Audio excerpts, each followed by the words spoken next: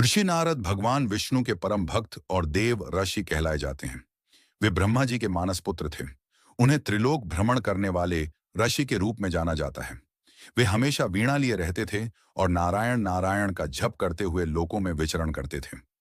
उनकी विशेषताएं: एक, वे देवताओं और असुरों दोनों के बीच संदेशवाहक का काम करते थे।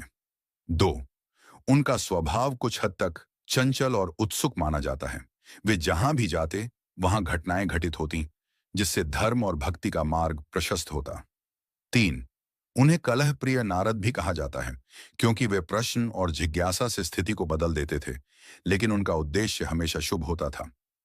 प्रमुख कथाएं: एक, नारद मुनि और विष्णु भक्त। एक बार नारद जी ने सोचा कि वे सबसे बड़े विष्णु भक्त हैं। भगवान विष्णु ने उनकी परीक्षा लेने के लिए एक साधारण किसान को दिखाया, जो दिन भर मेहनत करता और सिर्फ 2 बार नारायण का नाम लेता था।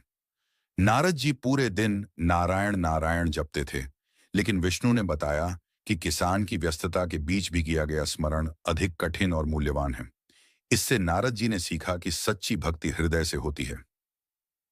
दो, नारद और माया का अनुभव। एक बार नारद जी ने भगवान से पूछा, माया क्या है? विष्णु जी ने उन्हें एक रेगिस्तान से गुजारा, जहां उन्हें प्यास लगी। वे पानी की तलाश में एक गांव पहुंचे। वहां एक सुंदर कन्या से विवाह किया और गृहस्थ जीवन जीने लगे। सालों बीत गए, बच्चे भी हुए। अचानक बाढ़ आई और सब बह गया। तब नारद जी चीख उठे। उसी क्षण भगवान विष्णु प्रकट हुए और बोले, हे नारद, यह सब माया थी। नारद जी को माया का वास्तविक अर्थ समझ में आ गया। तीन, नारद मुनि और वाल्मीकि। वाल्मीकि पहले रत्नाकर नाम का डाकू था। नारद जी ने उनसे कहा कि अपने पापों का प्रायश्चित करो और राम राम का जप करो। रत्नाकर जब राम जप न कर पाए तो उन्होंने मरा मरा जपना शुरू किया। धीरे धीरे यह राम राम में बदल गया। वे महान आर्षि वाल्मीकि बने और रामायण की रचना की। महत्व: आर्षि नारद भक्ति मार्ग के प्रचारक थे।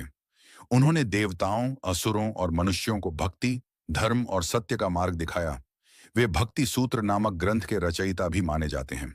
सार में, नारद जी हर जगह जिज्ञासा जगाते थे, कलह कराते थे, लेकिन उनका उद्देश्य सदा कल्याणकारी और धर्म स्थापना करने वाला होता था।